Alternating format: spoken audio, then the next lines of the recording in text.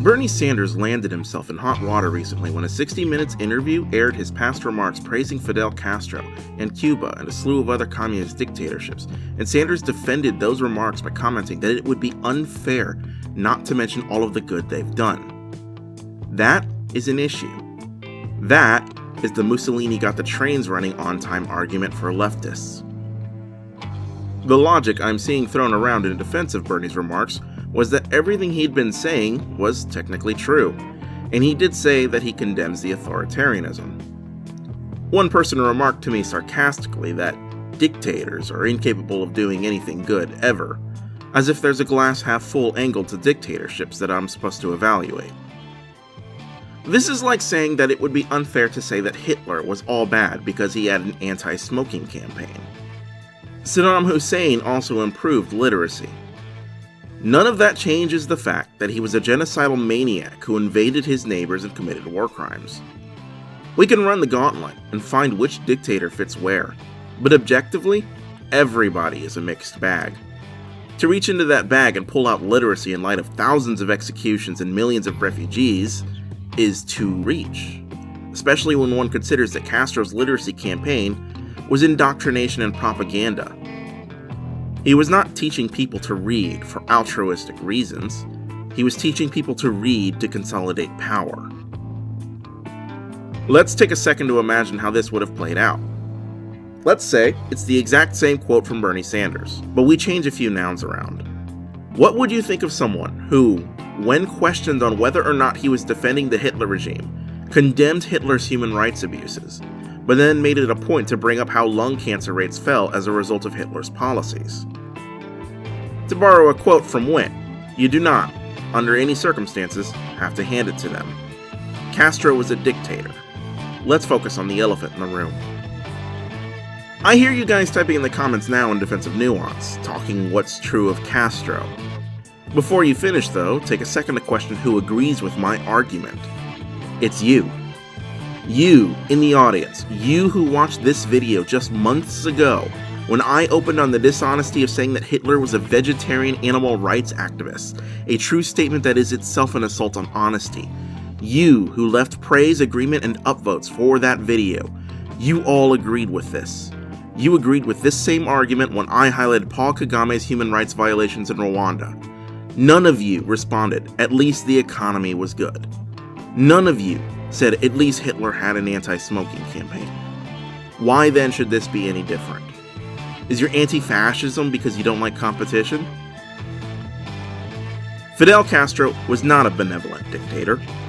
From the moment he assumed power, retributive justice was underway with no regard for due process or human rights following the fall of Batista's regime, something some might regard with indifference given the nature of the conflict.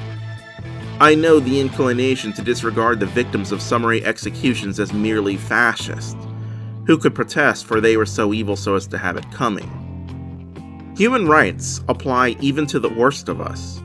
If they don't, then they're not rights, they are privileges. But this is war, some might respond.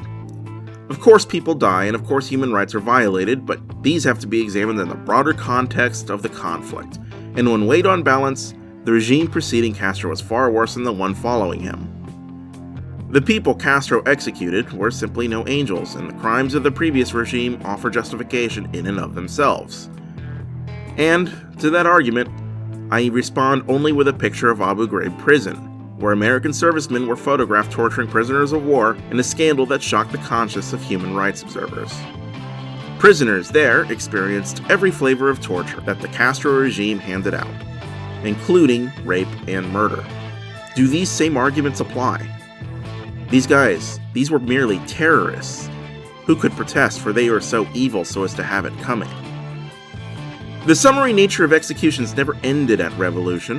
Even in 1966, 7 years removed from the chaos of revolution when Castro had a firm hold on power, his regime would execute his victims by blood draw, averaging 7 pints per person, pints of blood which would then be sold to the Viet Cong, according to a 1967 report by the Inter-American Human Rights Commission. Other massacres include the intentional sinking of a tugboat by the Cuban Navy, killing 41 refugees who were attempting to flee to America. The boat then circled the survivors to pull them into their wake in an attempt to drown them. All told, approximately 12,000 Cubans are estimated to have died to executions for political crimes, according to the Cuban-American National Foundation. 18,000 disappeared by government action. Another source, by Mario Lazzo, finds that at least 15,000 were put to death by 1967, and 35,000 had drowned in escape attempts. The source range for death estimates vary wildly, between several thousand to several tens of thousands, with the usual range being between 5 to 12,000. One problem with acquiring information about Castro's crimes is the fact that the regime is very closed. While the USSR experienced some degree of political liberalization, which included freedom of information, Castro's regime had developed no such thing. Even today, human rights abuses are regularly reported on only by watchdogs such as the UN Human Rights Council, Human Rights Watch, and Amnesty International, all of which note continuing and ongoing political oppression, censorship, detention, torture, and even executions. No access to the internet, no access to freedom of information, no access to any sort of meaningful change, and punishment for speaking an opinion. Approximately 1.2 million refugees live outside of Cuba, having fled the regime in dinghies and makeshift tire boat rafts. Those unlucky enough to be caught, assuming no executions occur, would be condemned in kangaroo courts to serve in forced labor camps. Prisoners testified in a 1987 tribunal held in Paris to being subjected to a pattern of beatings and hard labor while imprisoned in inadequate prison housing. Some testified that prisoners included children as young as 9 as subjected to these same conditions. To quote some testimony provided by former prisoners, "I was put in a cell originally built to hold about 80 men. We were 230 prisoners heaped together there. A hole in the floor in which to defecate was the only sanitary installation. The water was rationed to such an extent that we often spent up to 2 days in appalling thirst. We were harassed by plagues of lice, cockroaches, and mice. We spent 23 hours a day shut up, only going out to eat a little rice, bread, and soup. They moved me to a hard labor camp called Aguica. There you die a little. I'll never forget the night when the guards came in with dogs which they let bite prisoners while beating them savagely." I know it might be considered convenient to argue whataboutery, as if the crimes of greater countries such as the US offer some justification to the crimes of Cuba, or even that Castro, being an improvement on the regime before it, demonstrates justifiability for these human rights abuses.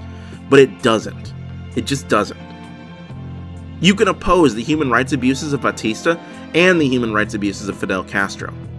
You don't have to defend Castro to condemn Batista, nor do you have to turn a blind eye to every other human rights abuse anywhere else in the world. You can oppose the US policy direction towards Cuba and still acknowledge the crimes of the Cuban government. None of these are mutually exclusive. Whitewashing the person Castro was by reframing him, or saying it's unfair to say that it was all bad, is to piss down my back and tell me it's raining. Robert Caro once remarked that Acton's axiom that all power corrupts and absolute power corrupts absolutely is false. Power doesn't corrupt, power reveals, he quipped. When Castro obtained power, he ruled with an iron fist and subjected his people to a litany of human rights abuses that would make a fascist blush. The power didn't corrupt the kind of person Castro was.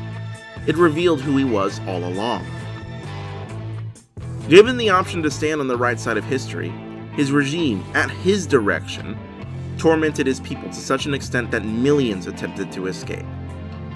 The legacy he left was one of mass murder, political oppression, and torture. Tens of thousands are dead because of him, and millions are displaced from their homes. He was a brutal dictator. But sure guys, let's talk about Castro's literacy rate.